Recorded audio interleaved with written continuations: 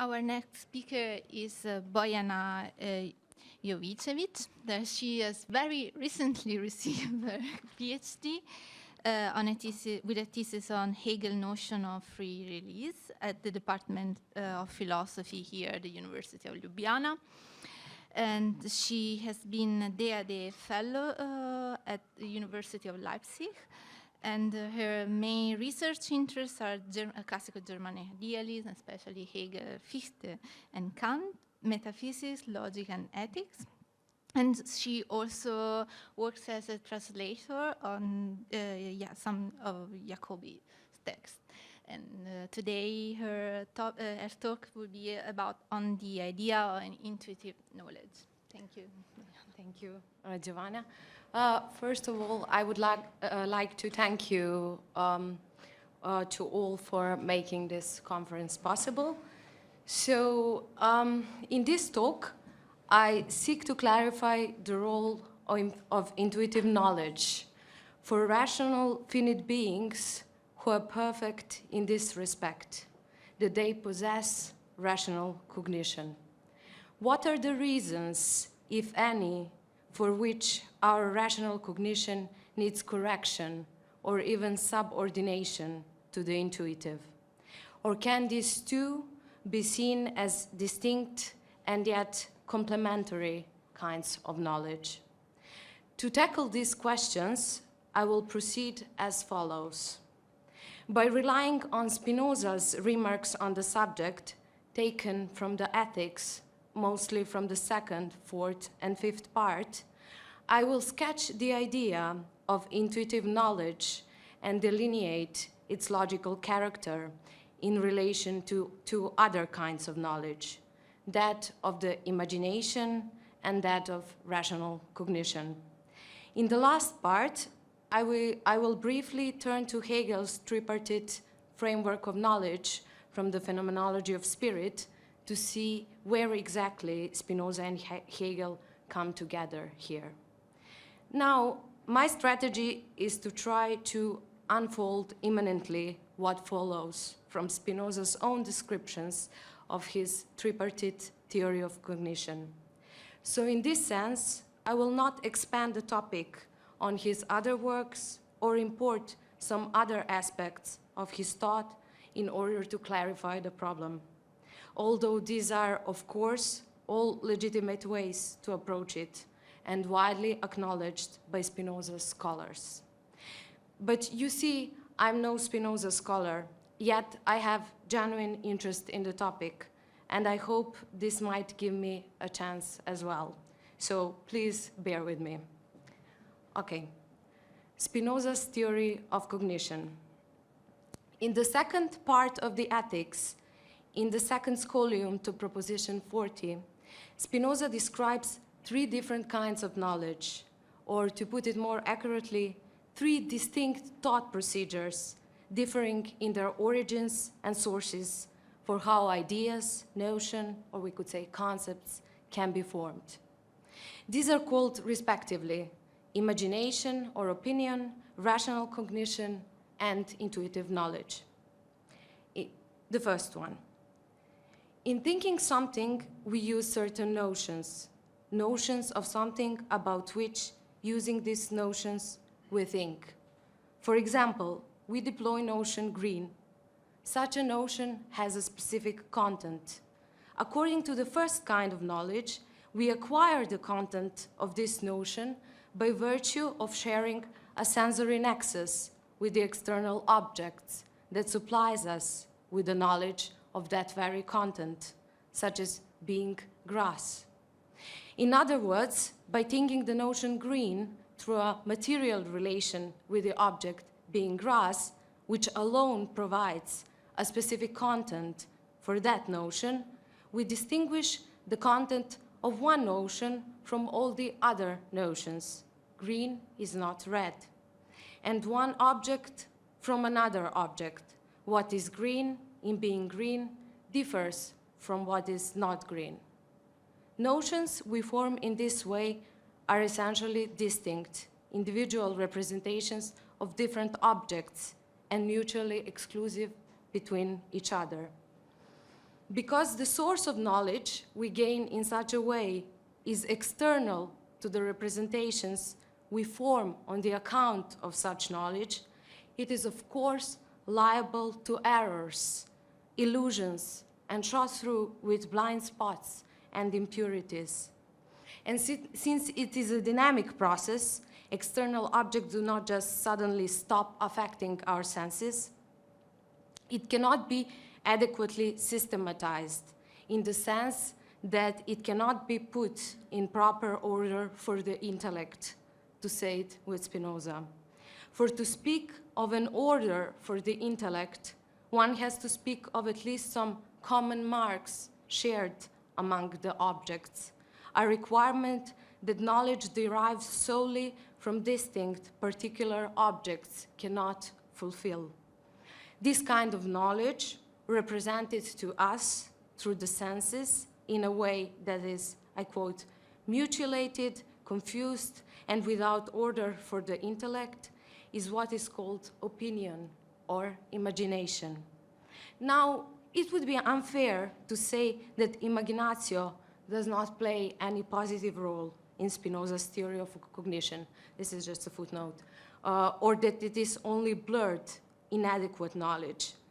If inadequate knowledge is defined as the form of lack of true and adequate knowledge by means of privation, as Spinoza explicitly puts it, by having an inadequate idea, or indeed by connecting our perceptions in a weird way, given our brain's dispositions, to use Spinoza's term, then we thereby confirm to the principle of the true and adequate knowledge itself, since lack is explained by the same logical principle whose privation it is, it cannot be logically alien to that very principle.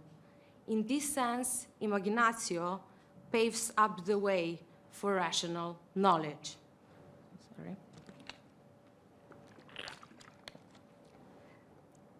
Such an idea of knowledge manifests deficiency with respect to the idea of adequate knowledge, namely the idea that knowledge provides ground of its own understanding of itself, that it is intrinsically denominated, to put it with Spinoza.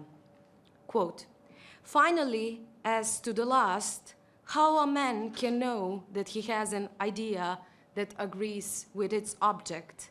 I have just shown more than sufficiently that this arises solely from him, his having an idea that does agree with its object, or that truth is its own standard, in a beautiful formulation. Such knowledge, through which we perceive things truly as they are in themselves, and therefore not externally and thus contingently, but as necessary, is called rational cognition. By means of rational cognition, we develop notions by abstracting from specific contents of particular objects. We isolate some elements, such as processes, states, properties, or laws, depending on the context that the objects have in common. This procedure allows us to grasp objects not only as recollections of different properties placed next to one another, but as self-subsisting wholes, qua wholes. In this way, we articulate common notions or universals of the objects that are, I quote Spinoza, equally in the part and in the whole. End of the quote. Let us revisit the notion of green. By observing different objects that are being green, we compare them to identify their common properties. In doing so, we separate those that have such properties from those that do not, and we acquire the notion green. We progress from this specific notion to a more general one by gradually peeling off its content or refining it. In doing so, we abstract a certain property contained within the former. Through this process, notions acquire distinct contents and become differentiated from one another. Abstraction moves from one content to the other. This knowledge is systematic. It can be organized or put in order for the intellect into a series of notions of ascending generality. It is true and adequate. Rational cognition provides us with common properties of particular objects, and thinking through them, we are elevated to the process of knowledge as infallible, general, and inferential process that makes foundations of our reasoning. End of Spinoza's quote, foundations of our reasoning. In this sense, insofar as we are rational beings, such a form of knowledge is a necessary form of discursivity of our intellect as such, and thus of any science of thought. But although it does allow for content, notions formed in such a way are not content-free, but their content is pure because it does not reflect any particular content of this or that object, but a common notion according to which this or that object is to be taught. It is a purely formal science, complied of abstractions, with Spinoza. What is common to all things and is equally in the part and in the whole does not constitute the essence of any singular thing. End of the quote. So, as opposed intuitive knowledge, as opposed to the cognition of abstractions through scientia intuitiva, knowledge of singular things, or the third kind of knowledge, terms are used mostly interchangeably, we grasp an object by virtue of its singular essence or its inner principle. That's what makes an object what it is. As Spinoza puts it, this kind of knowledge proceeds from an adequate idea of the formal essence of certain attributes of God to the adequate knowledge of the formal essence of things. While in the second kind of knowledge, we proceed from the cognition of formal essence of certain attributes of God. For example, if we cognize extension, therein we perceive general laws of motion or matter as given in space. The third kind of knowledge somehow enables us to localize such general laws in particular things. To illustrate this kind of knowledge, Spinoza provides a mathematical example of how to use a fourth proportional to the numbers 1, 2, and 3. We could adopt a basic strategy used by the merchants, multiply the second and the third number and then divide by the first. Alternatively, we could go with it in a more gebildet manner and infer the number from a common property of proportionality. However, as Spinoza further explains, in the simplest numbers, none of this is necessary.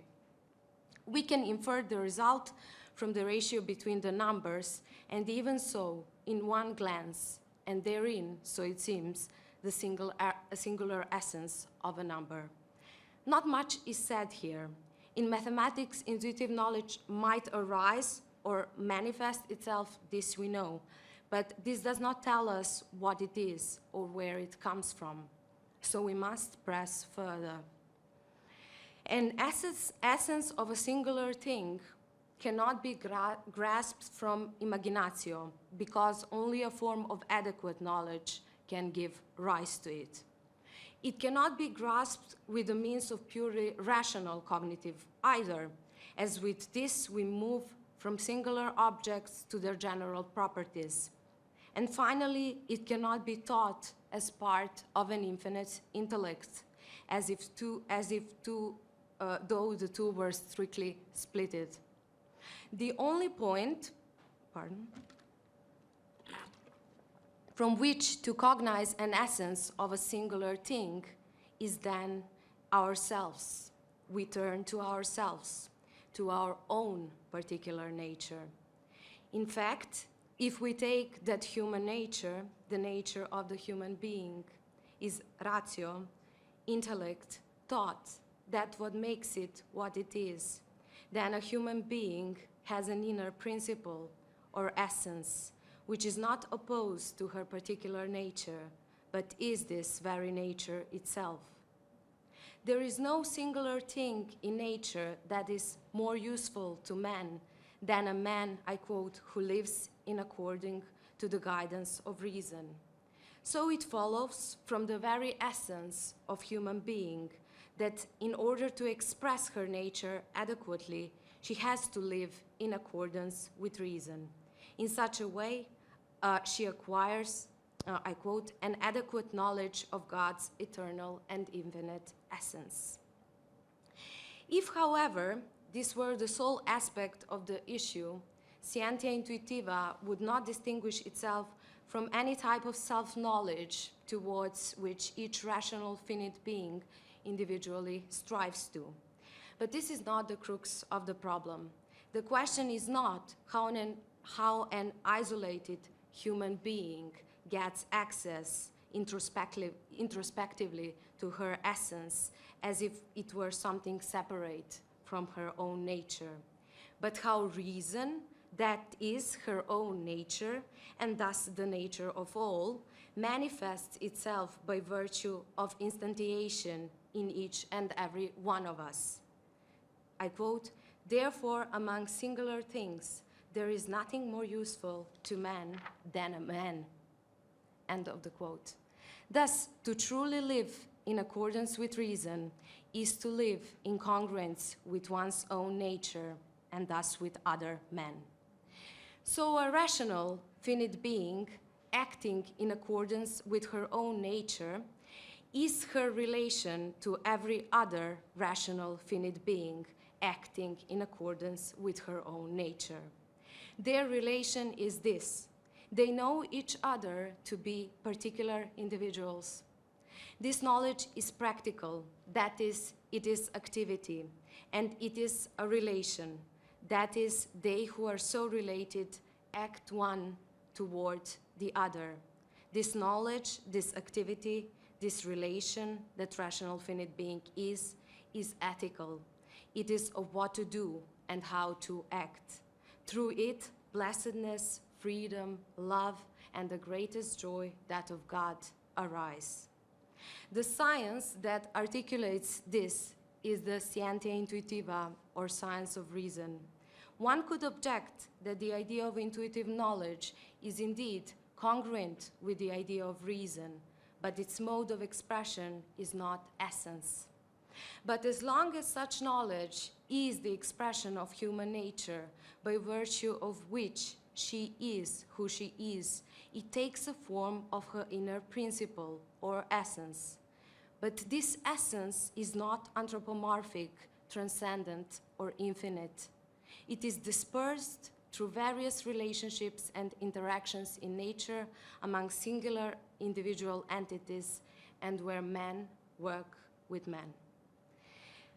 Now, in the phenomenology of spirit, Hegel introduces a tripartite structure of knowledge, respectively called Vorstellung, Verstand und Vernunft, to describe the science of thinking or philosophy.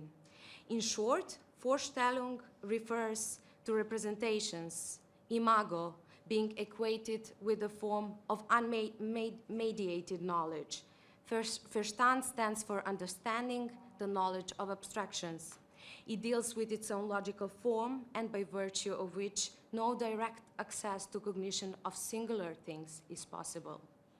Vernunft, reason, on the other hand, seems to have it both. Through it, we cognize things as being taught, and in doing so, as being what they truly and really are. While the transition from the first to the second one in Hegel's scenario happens violently, it is the tearing of the immediacy, and in this sense takes a clear conceptual cut and activity of the subject. With Spinoza, this move is different. One could say even the opposite. With imaginatio, a moment of receptivity or passivity is involved, since it is the objects and not the subject that appears to be the source of knowledge that informs her on the representations she forms upon them. Now, much more can be said about the connection between the two, but I won't go into that. The move I find legitimate, though, is to offer one example by which a sparkle of scientia intuitiva, the way I understand it, of Spinoza's thought can be found in phenomenology, and by virtue of which these similarities and differences carry some conceptual weight. I think it is the idea of universal work, das allgemeine Werk. It refers to the formation of the notion of the common, starting from individual in her particularity, in acting so as to realize her own interests, and thus with what is useful for her, she acts in such a way that the interests of others could be realized as well. The work of each and every one of us becomes the work of all, that work being the work of reason, of thinking, or the concrete universal. I will stop here now. Thank you.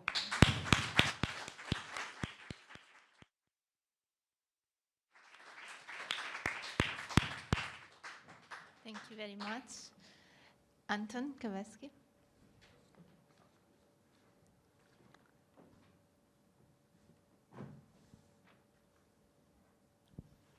Thank you, Bojana, for a very interesting talk. So a question about Spinoza's second kind of knowledge in your discussion.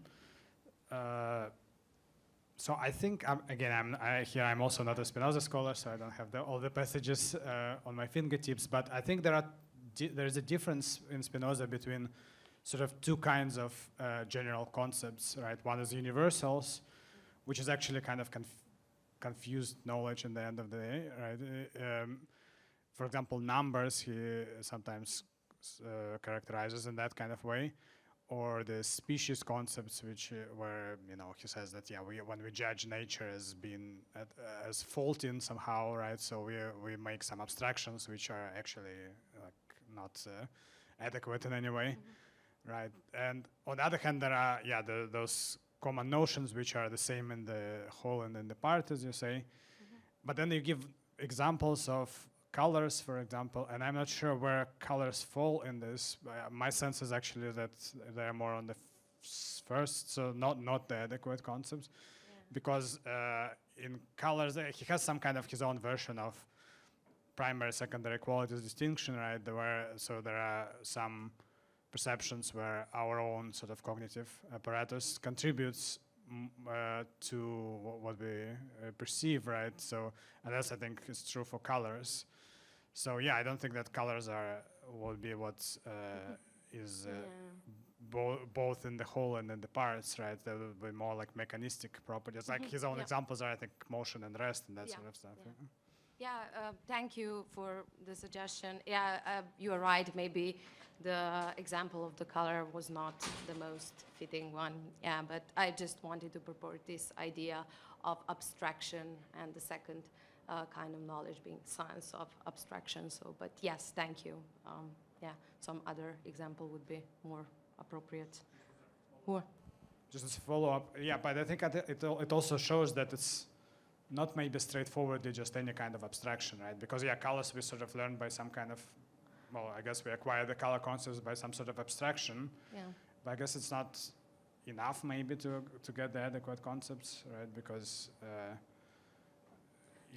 if that sort of if that abstraction leads to inadequate concepts, then you need something else to sort of to arrive at those. In my sense. Okay, I'm not sure how to respond to this, but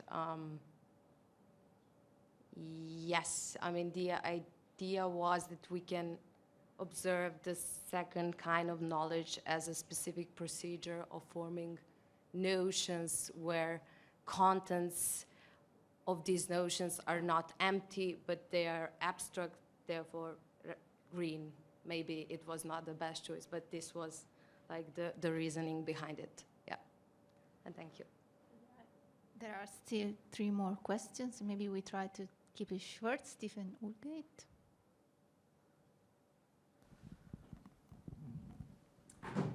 Yes, thank you. A brief follow-up on that one. I personally would get rid of the idea of abstraction. Common notions are not abstractions. They're concrete universals. They're the commonalities, you say, you see in the part. And this leads into, I guess, my question. Do you think that intuitive knowledge is the knowing, a kind of knowing that we can't have at any other level? It's the knowing, let's put it differently, the knowing of that which we can't know at any level. Or do you think, as I think, that intuitive knowledge is just rational knowledge at one glance? Now that is suggested by the very example of the merchants, that clearly you can work out the ratios that would give you the fourth number, or you can see it at one glance. Now, formal essences of singular things can also be understood through reason if you think of adequate ideas as based on common notions that are not abstractions, but that discern the laws of motion and rest in the particular, in the singular. Then if that's the case, then we can have adequate rational knowledge of the essence of singular things. You understand the processes through which something is caused to be, and it comes to be with its properties and with its singularity. Now, if that's right, then intuitive knowledge is just rational knowledge in an immediate form. But I don't know if that's what you think. I suspect you think it's the knowledge of something different. And it's quite important, and it's what it bears on Jacobi, because it's whether is immediate knowledge just another way of knowing mediated knowledge immediately, or is it a different kind of knowledge that knows something different? I think it's a different kind of knowledge that knows something different, and it's a form of practical knowledge in comparison to theoretical. So, yes, its effects are able to retroactively change the cause. So, yeah, it's not. It's something we can't know through reason. No, it is something that we can know through reason, but this reason has to have a sort of practical, has to realize itself practically in the form of social and ethical life, at least if we read this idea of intuitive knowledge with the fourth and fifth part. So it's not an opposition to reason, it's the continuation of reason with another means. Practical, yeah, thanks. Next question. It's more of a remark rather than a question, but just one thing. I mean, of course, for Spinoza, it's obvious that living according to reason is, the most important thing and so on. It's also famous, his remark that nothing is more useful to man than man. But I don't agree that reason is the essence of man. He's quite explicit on that. In the scholium to ninth proposition of the third part of the Ethics, the famous scholium where he talks about conatus, one of the central concepts, he clearly says that conatus can be, if it relates only to the mind, is voluntas. If it relates to mind and body, it's appetitus. And if you are conscious, there is a bit of consciousness also in Spinoza, I would say. Si homines consci sunt of appetitus, that's called cupiditas, and this is the essence of man. It's very, explicitly he says that. So maybe how would you fit that into your interpretation? Okay, yeah, thank you for the remark. Maybe by essence, I thought more of a inner principle of singularity, of that what makes a particular entity or a particular human being, of that what it is. So, yeah, and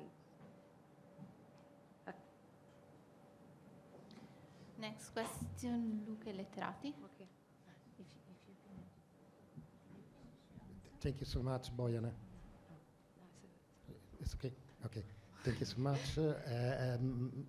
I have a curiosity, so to say, or I wanted to ask you if the difference that Hegel institutes at the beginning of the difference Schrift, where he differentiate Erkenntnis und Wissen. Also, gives us the possibility to understand a sort of graduation of modality of knowing in Spinoza too.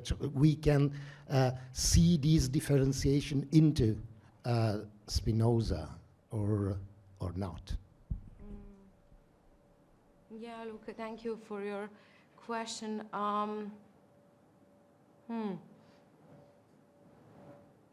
Maybe with the transition from the second to third kind of knowledge, what we know is not also known. It has to be known. But I connect this then that this knowledge has to be practical. But yes, thank you for your question. Yeah. Thank you. There's another question. I can't see. Okay. One thing's only about the colors, no? No, because the example of colors is right, in my opinion, because, for example, in the Tractatus de Intellectus Emendazione, Spinoza speaks about the third kind of knowledge with the expression uno intuito videre. Videre, he uses the verb of perception, no? And in this case, and also he speaks about like in a picture, no? Is only for this. Thank you. Okay. Actually, we have still a few minutes.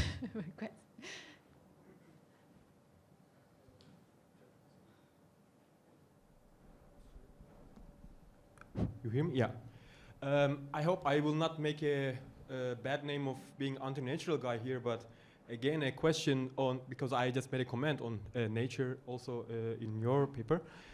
Well, just a question, if you just equate reason like being harmonious with nature, maybe if I misunderstood you, you can of course correct me, but I wouldn't be unjust to at least Hegel, because like there's a paradox of being natural for Hegel, I would say, which is we human beings are natural because we can break with nature, and that is the point which makes us natural. But as far as I could hear you, the way how you attribute also a kind of reason in Spinoza, I think it will also be a bit like an easy reading of Spinoza, just if we just read him a kind of a thinker who just like equates being natural with reason. And is this the way how you like? Do you attribute Spinoza a kind of equation, like kind of dissolving reason in nature, and put you against Hegel, or did I misunderstood that? You know, I mean, it's not about reason being expressed in nature, as I've said. It's about how to, yes, perfect our reason, live in accordance with our reason, but through our singular, through who we are, including our singularities and particular interests and desires and inclinations, we have, and it's not, you know, it's not already there. It's not to be given. It's a task.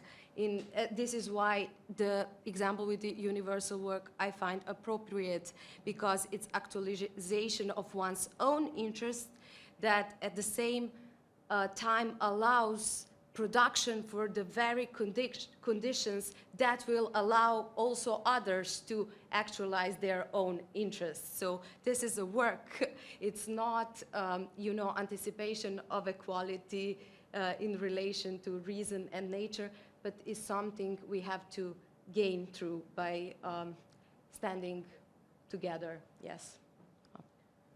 Okay, so thank you, Bojana.